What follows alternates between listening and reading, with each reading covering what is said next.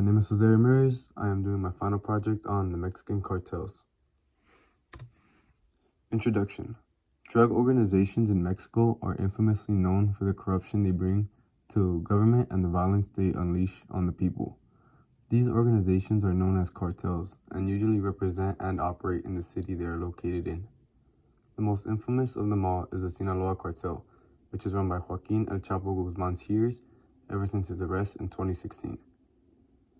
These cartels often engage in violent altercations with one another when it comes to business.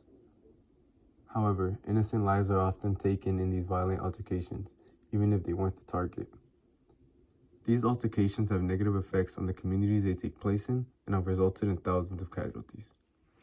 A brief history. Ever since the early 20th century, Mexico has had problems with gangs and groups that sell drugs.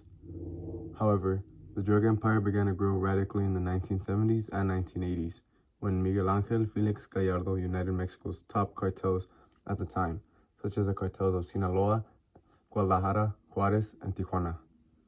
Within this time frame, the Mexican government became very corrupt, with Gallardo bribing politicians to help grow his organization. You can see a picture of him on the right. Modern day problems. Although the Mexican government have been at war with drugs for decades, they have achieved little success. It is estimated that ever since 2006, there have been 150,000 deaths caused by organized violence in Mexico alone. In 2018, the number of drug-related homicides increased by 15% in Mexico. This just shows how the problem is not getting any better, and Mexico's current tactics to combat these cartels are deeming ineffective. Mexican cartels have also been responsible for the deaths of 130 candidates and politicians in the lead up to the elections in 2018. This is one of the cartel's ways to push their agenda. And some global effects. Cartels in Mexico do not limit their business within Mexican borders. The Sinaloa cartel of Mexico has created a global network to dominate the fentanyl trade.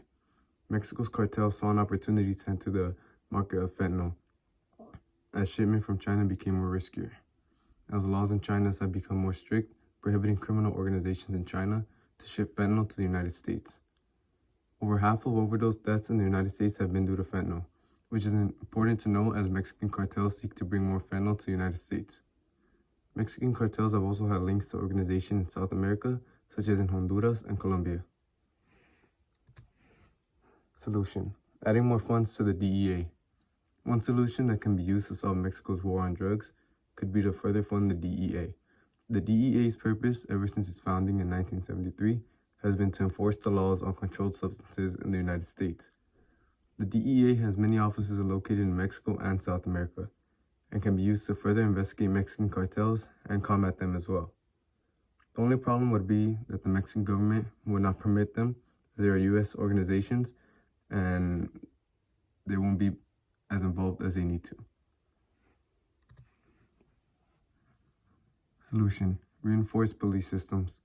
Police officers in Mexico have very poor training and are often overpowered by cartel forces. The Mexican government needs to decide on who will conduct the cartel-related operations, the military or the police force. The military will be a much better option, as well as the use of civilian security force, as they are better experienced and better armed. The justice system needs to be reinforced, as well as many criminal gang members are released due to poor and corrupt judgment. The prison system also needs to be further reinforced, as many drug lords have escaped when captured by the Mexican federal government. And the third solution would be get other countries greatly involved. By far, one of the best solutions would be for the Mexican government to get other countries, such as the United States, to play greater roles in destroying Mexico's cartels. Even though the United States is partially involved, they are not fully engaged as they need to be. With the forces of the United States and the technology they possess, attempts of dismantling the cartels would be way more successful.